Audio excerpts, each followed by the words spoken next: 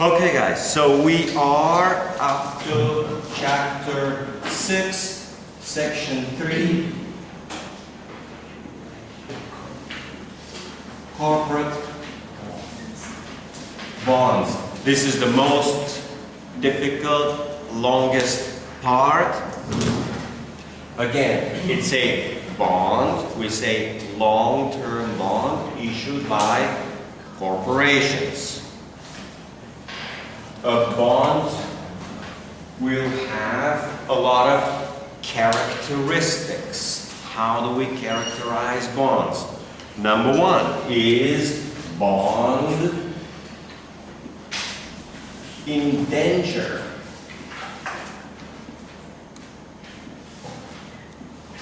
The bond indenture, indenture is the legal contract.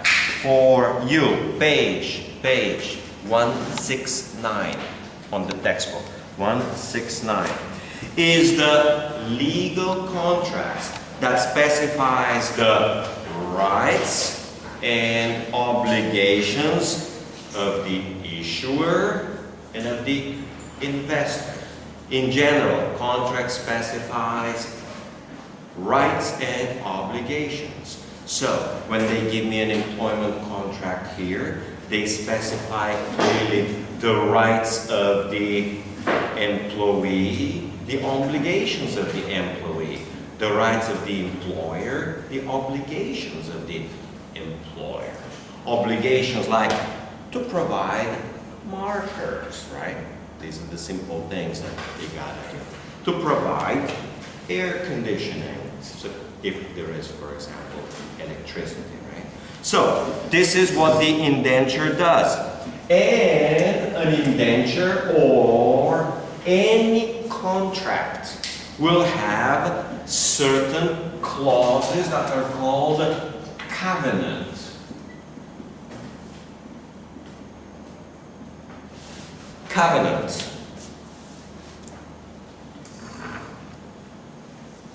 A covenant is a particular clause.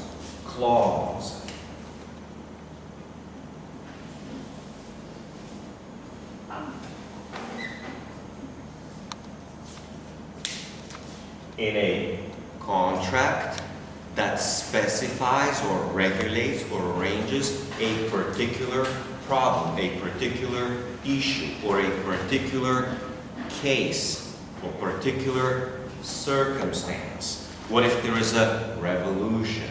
What if the currency collapses? What if the banking system shuts down? So, there will be plenty of covenants. Sometimes we call these bond covenants. Because covenant is a general word. The covenant in general means agreement. So this will be bond covenant. So when a bond is issued, it will have many people who buy the bond. The buyers of a bond we call investors.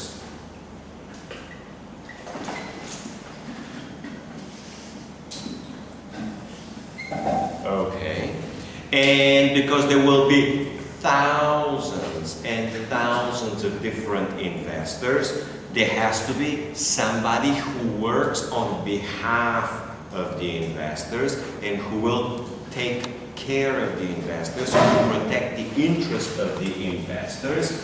And that person, it's a legal body, is called a trustee.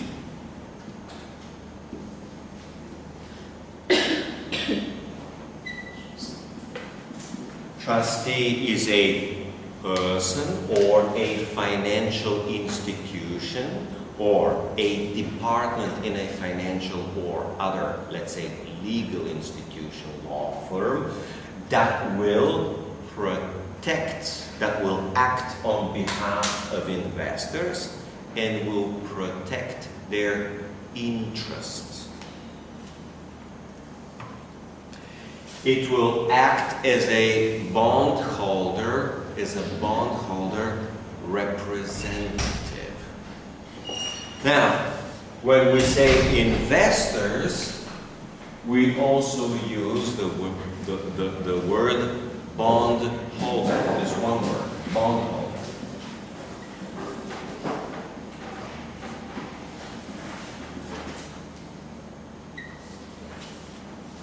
Investor is a generic word. If the investor purchased stock, becomes stockholder.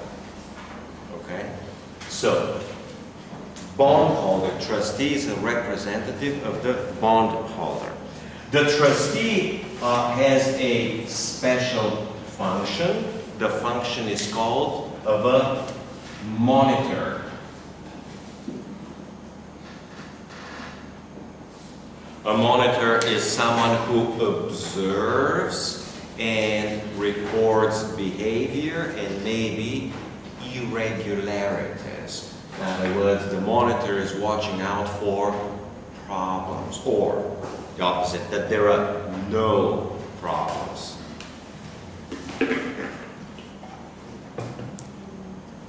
A bond, usually corporate bond, will have what's called a transfer agent.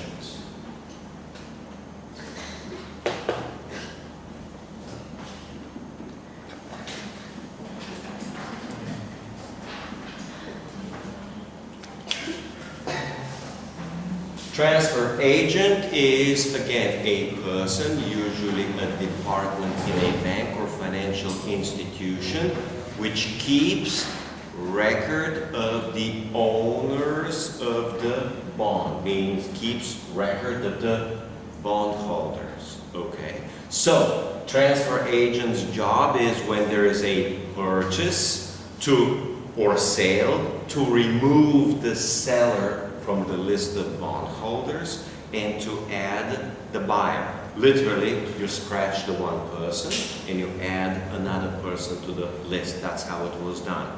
Now, it may be that before you had 10 bonds, you will scratch 2 or 3. So it'd say, oh, now I got 7, meaning they reduce your number to 3, and somebody else will have extra 3.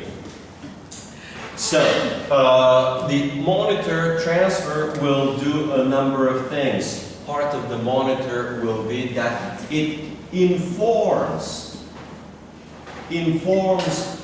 bondholders if there's a problem. If there's a problem, there's anything, if there's any news, something else, he keeps bondholders informed. And the second part is to initiate legal action. If there is a problem with the bond, maybe the bondholder, the issuer, the corporation, does not follow its rules, does not follow the obligations, or can't pay, or whatever the problem is. If the problem requires legal action, usually the trustee will initiate legal action. All right. Well, now we got a whole bunch of different types of bonds. So we do this like bond types. Number one will be, again, fairly straightforward. We covered it before. Will be bearer.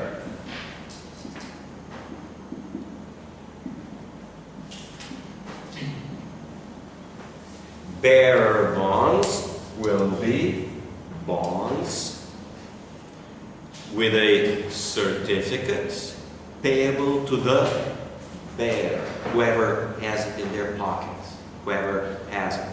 The bearer, we said, is, that's how it's said in English, it's a special word, is to clip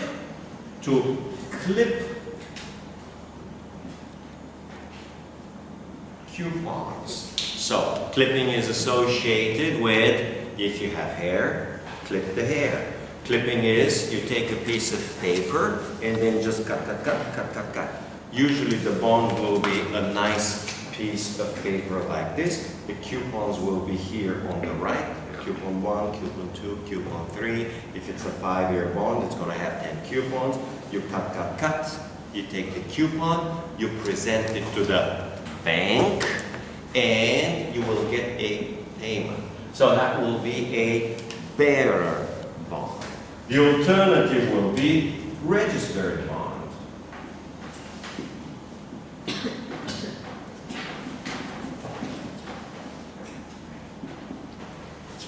Again, this bearer and registered is identical to what we studied already with other instruments. Bearer and registered are generic terms that are used in finance and in law. With registered, the bond, there is a central list of all bondholders. So when the time comes, for each bondholder, there will be information where and how to make the payment.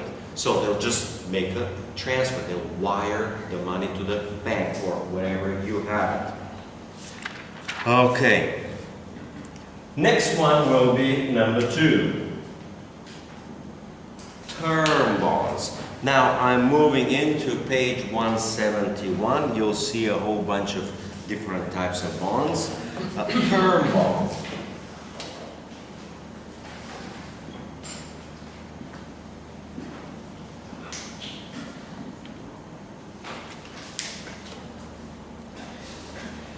Is a bond in which the whole issue matures on one particular date.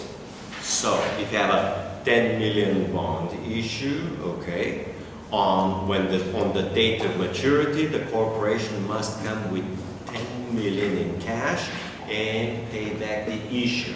Well, term bonds are considered somewhat risky because on the day of payment, maybe they will have, maybe they will not have all 10 million in cash sitting in the bank to make the payment. So, the next one will be number 3, serial bonds. Sir, can you talk about the term bond again? The term bond, yes, is very simple. All bonds, meaning the term bond will be, let's say, just for your example, 10 million worth. That's the bond issue, the total size of the bond issue. Well, if it's 10 million, one bond will be $1,000. How many bonds you will have on a $10 million issue? For a $10 million issue, you're going to have 10,000 bonds. You own 2, you own 3, you're rich, you own 100, right? So, a total of 10,000. This means that on the date of maturity, all 10,000 must be paid on that one particular date. And the corporation must come up with 10 million in cash. It must have that cash available. And if they don't, they get in trouble. Okay? So, the term bond is a little risky because if the issue is large, maybe $100 million, maybe $1 billion, they might not have just $1 billion sitting in the bank. Or worse, they may have $1 billion sitting in the bank, but the bank will not have $1 billion tomorrow morning to make a payment. The bank doesn't just keep $1 billion sitting in the bank either. So you may think you have the money in the bank, but the bank doesn't have it on that date.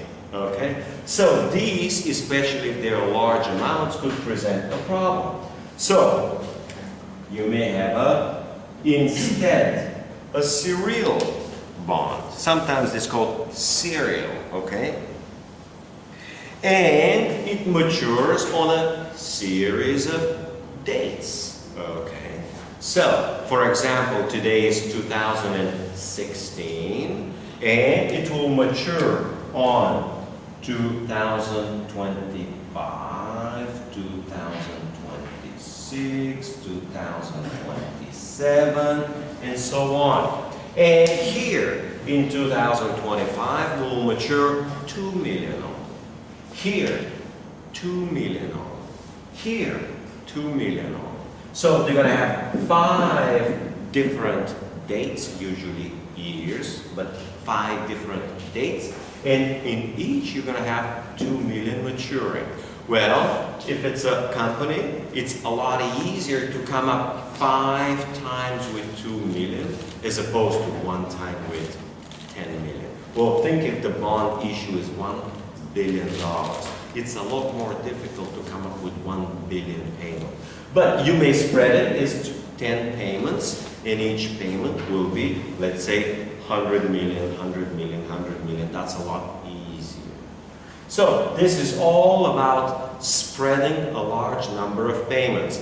Well, in your case, think of it, you want to buy a house and the seller says $100,000 US. Well, can you just go to the bank or get from your pocket $100,000? Well, that's not so easy. All right? Well, you may say, well, I can borrow the money and then you're going to be paying over 1 year, or over 5 years, or over 10, or over 20. That's all it is, just spreading. Next one will be number 4. Again, I need to say that from last time. Number 4. Mortgage bonds.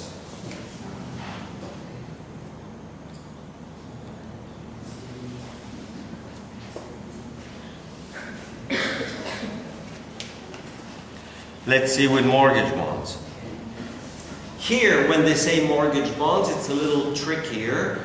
They say that these are bonds which are secured with particular projects, okay? But you still have to understand the project is associated with real estate. So somehow the project has real estate. If it's a factory, the factory building probably with the factory land itself, okay? So you have certain project, that certain economic activity, it has real estate with it. That real estate will be securing the mortgage bonds. There's also a possibility that the factory machines, the factory equipment will also be securing these mortgage bonds. So it might not be only the real estate, it may be also machines and equipment. Now, here comes a trickier part. Here comes a trickier part.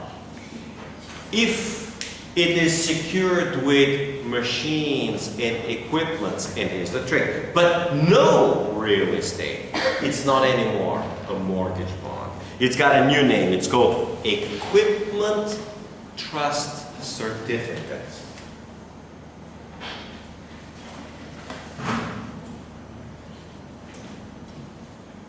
Equipment Trust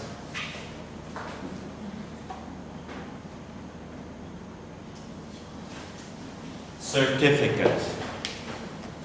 Equipment Trust Certificate, that's on page 171, close to the very bottom. Again, is a type of a mortgage bond, but technically it is not a mortgage bond. It's simply a bond which is secured with machines and equipment and not with real estate.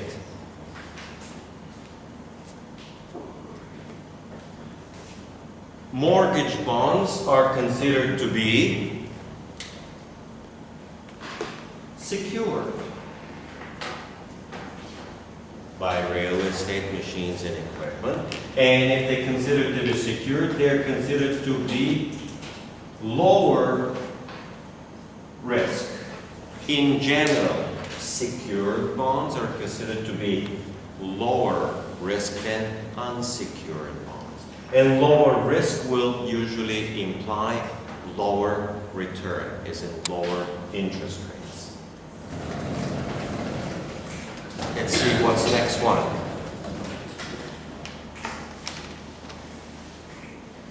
Next one is called, was it number 5? debenture, debenture.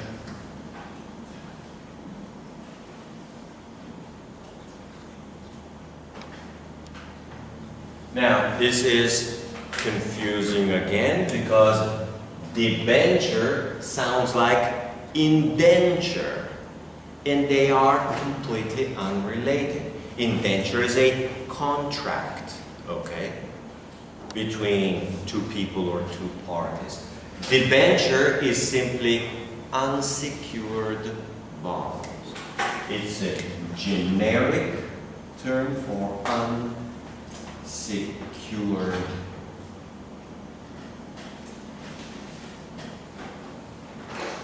bond. And you should simply, now it's unfortunately have to memorize the simple difference between debenture and indenture. They're completely different things. But it's easy to confuse because they both kind of like are an enture. Okay, debenture, indenture. They sound similar, but they're completely different things. Unrelated. Then you have the next one, number 6. Number 6 is subordinated debenture.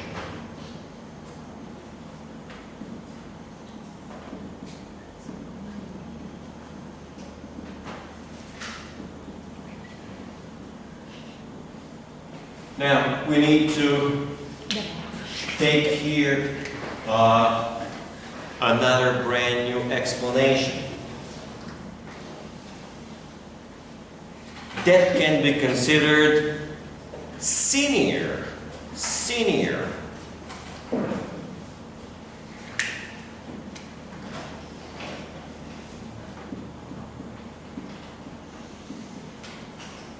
Any debt. This applies to any kind of debt, any kind of loan, can be considered senior. Senior means that when money is short and money is not enough, money is not sufficient, and you have two types of debts. One of them will be senior, the other one will be junior.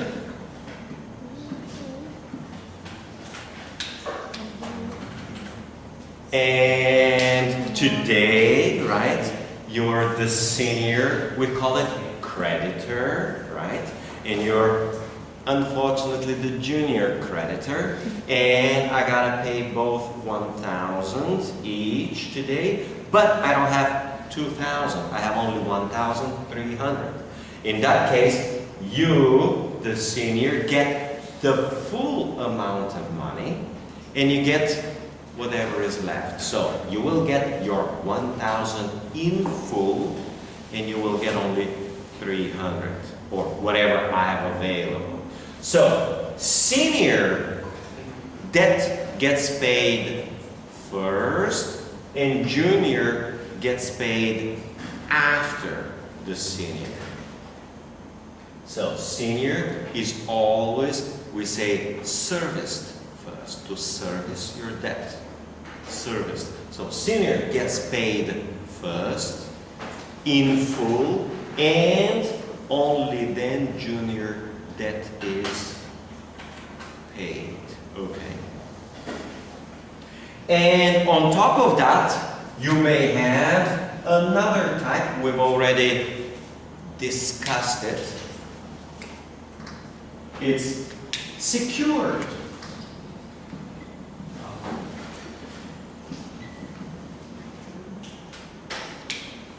So this gets now trickier. I'll try again to explain. If it's secured, it is secured with a particular asset. Maybe it's secured with a car, maybe it's secured with a truck, maybe it's secured with real estate. So if it is secured, then the particular asset cannot be used for anything else except for the payment of the secured debt.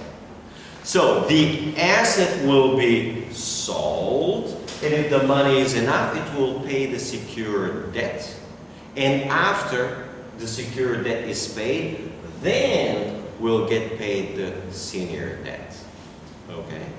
And if the money is not enough, so for example, I owe you $1,000, I've secured it with a motorcycle, and the motorcycle sells for $700.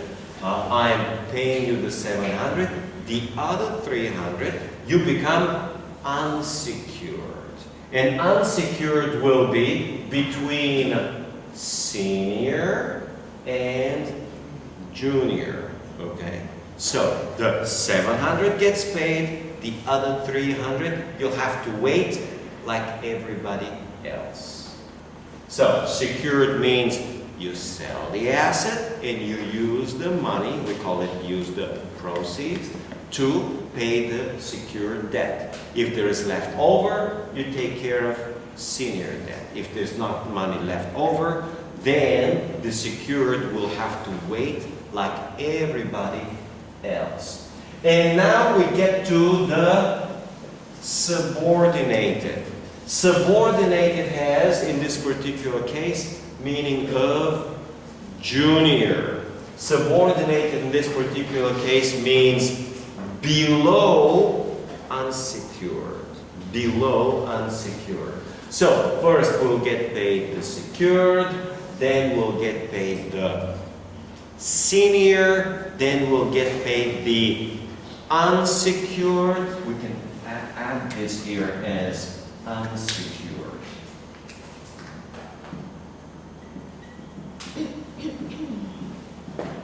Unsecured.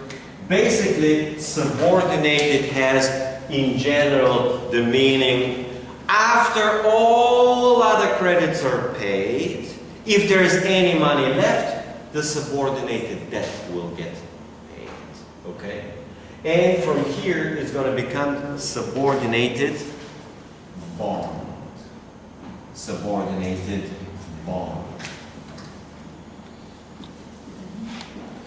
Subordinated bond. So, subordinated bond and the same as subordinated debt. Debt is just a loan, and the bond is a loan with a particular document. So, next one will be number 7. So then for the subordinated bond, we can call it either subordinated bond or subordinated debt. If it's a general debt, it is a debt. If it's a bond is a special type of debt with a certificate and all the characteristics that we study. The difference between bond and debt is that the bond will usually have pieces of paper, if, for example, like number 1, bearer bond. Number 2, the bond will have many bondholders. Each bond will be worth $1,000, only $1,000. If you own 3, you're going to have 3,000. She's rich, she will have 30, so she's going to have 30,000. So the bond is just a slice of the total debt, and a slice which is standard for 1,000 US dollars. And there may be 10,000 bonds representing the whole bond issue.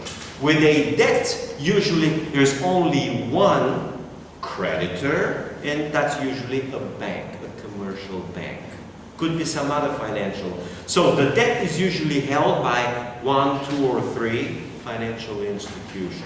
With a bond, it may be 5,000 different people. Some of them will be insurance companies, some of them will be commercial banks, again, some of them will be individuals, some of them will be mutual funds, hedge funds. Anybody can hold one or a few bonds. So that's the basic difference. They both represent debt, okay? But the bond has all the other characteristics. There will be many investors, there will be trustees, there will be a monitor, and all the other things. Back to number 7, convertible.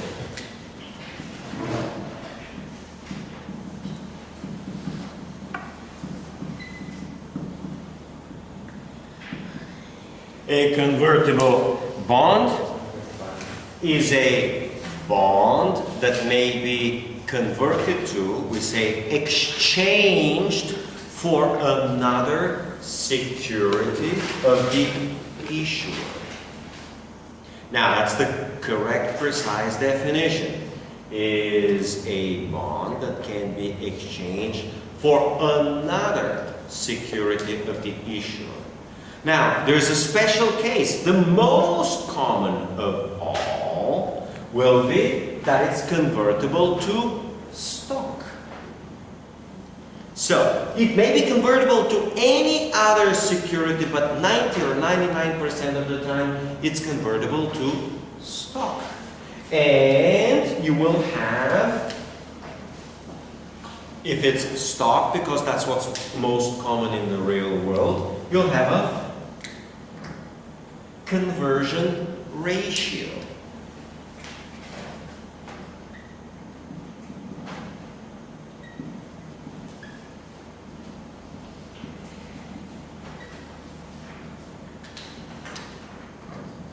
Conversion ratio is the number of new securities which you get for one bond. For example, for the stock, you may get 50 shares of stock. You may get 50 shares of stock. Okay? And it comes the following. If the stock is, let's say, $20, you may convert 50 shares times $20. You're going to get $1,000 worth of stock, or you can keep $1,000 worth of a bond. If the share is $15, okay, so you still get 50 shares. If it's 15, then it's $7.50. Your shares will be worth $7.50. It is not worth converting the bond into stock because there's only loss. But if you have a price of 25 and you get 50 shares, that's 1,250. In that particular case, it becomes profitable.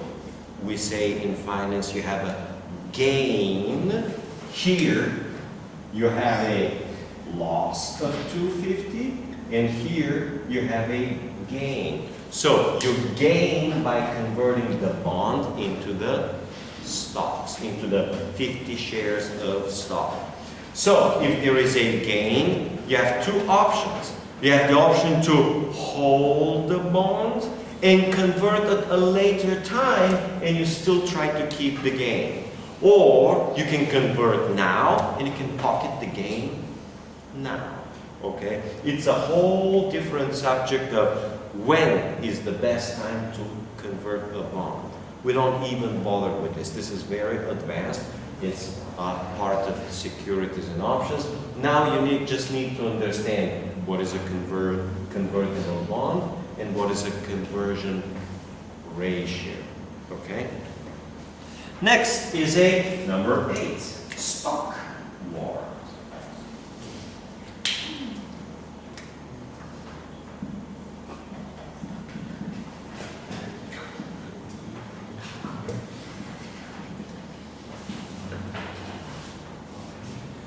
So, warrant is an option to buy stock at a given price, up to a particular date. So they may say the price is $20 by the year of 2020. So this will be a 4-year $20 warrant. Okay. And a stock warrant will be essentially again, this is not the complete definition, is essentially the right to buy the stock at a particular price up to a particular date. Now, there will be a bond, and the bond will be similar to what I showed you, just a piece of paper, and it may have one, it may have, let's say, 10 warrants. So here is a warrant, warrant, warrant, warrant. So it may come with many warrants, it may come with only one warrant. And a stock warrant will be a bond, and you can clip instead of interest, you can clip the warrant, and you can use the warrant to buy the stock. When you buy the stock, you'll of course have to pay for the stock, and the company will issue stock. Okay, let's see what else we got here about stock warrants. So, we call this, when you purchase the stock, we say that you exercise the warrant.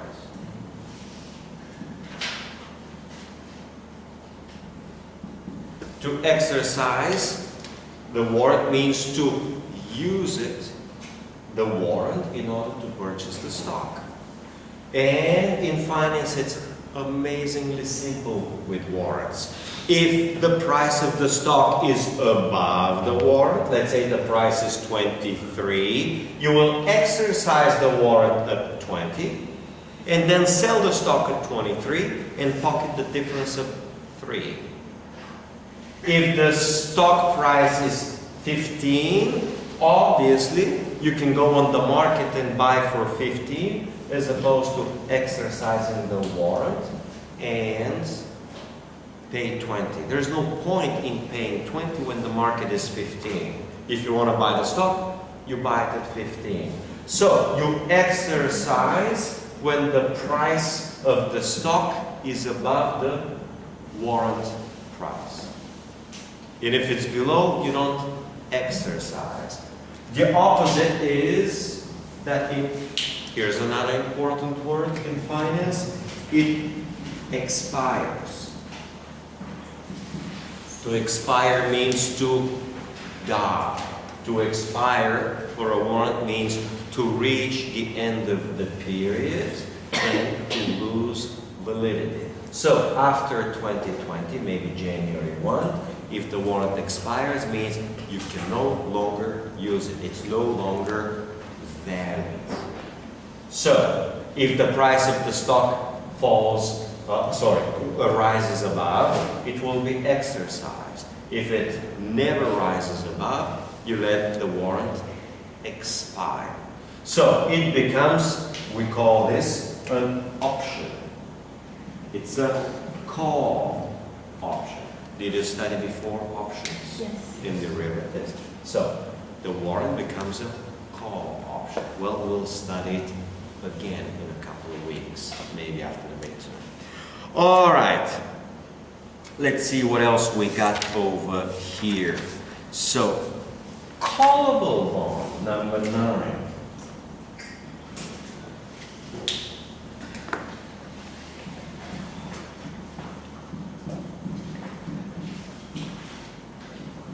A callable bond will have what is called a call provision. I'll get about 5 minutes, but you can go, right? Give them about 5 minutes. I finish with 2 more. We'll take a break. As a call provision.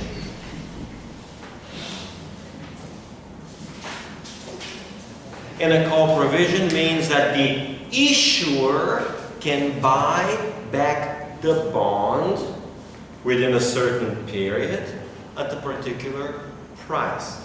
So, it may be that the bond price will rise and the issuer will decide that they can buy it cheaper from the... So, call provision will force the investor or the bondholder will force the investor, whether they want or not, to give back to the issuer the bond, and the issuer will buy it at a certain price. So, let's try this. If the bond has a face value of 1,000, the call price will be 1,020. So they have, let's say, between the 5th and the 10th year, or between the 10th and the 20th year, at any point in time, if they have a call provision, to pay 1,020 and get the bond back.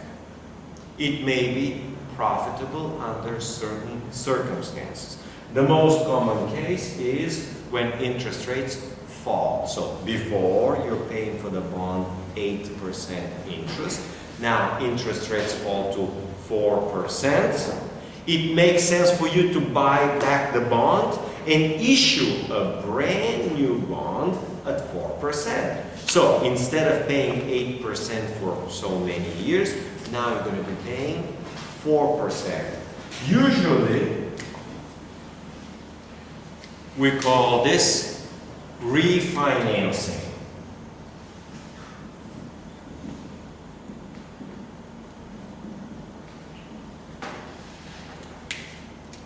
Refinancing is the issue of new debt.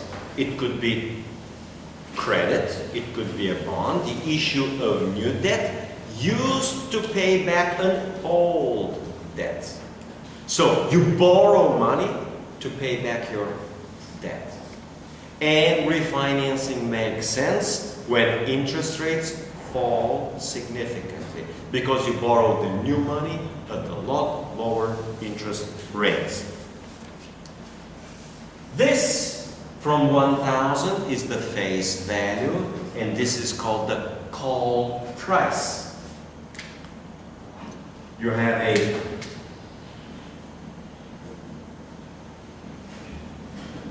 call price, 1,020. The difference of 20 becomes the call premium. Call premium is the extra amount of money that you have to pay over face value to call the bond. The call premium here is $20. So the face value is 1,000, the call premium is 20, and the call price becomes 1,020.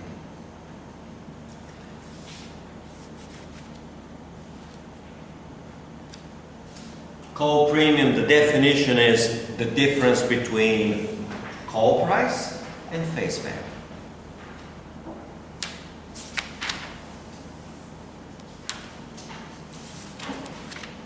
Okay, last one before we take the break. That's the last one. It's called sinking funds. It's a little trickier. 9, 10. It's a little trickier. It's very confusing. They are successful to confuse me.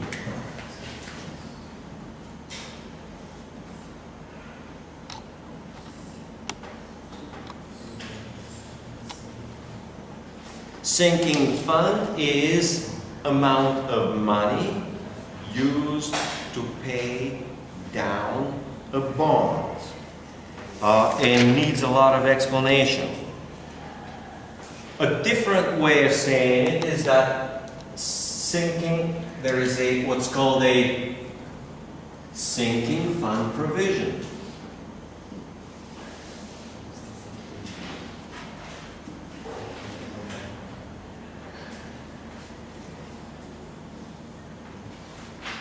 Sinking fund provision is a provision in a contract that every so many months or every year that, let's say, the issuer must regularly buy back some bonds. So the sinking fund makes the bond look like a serial bond.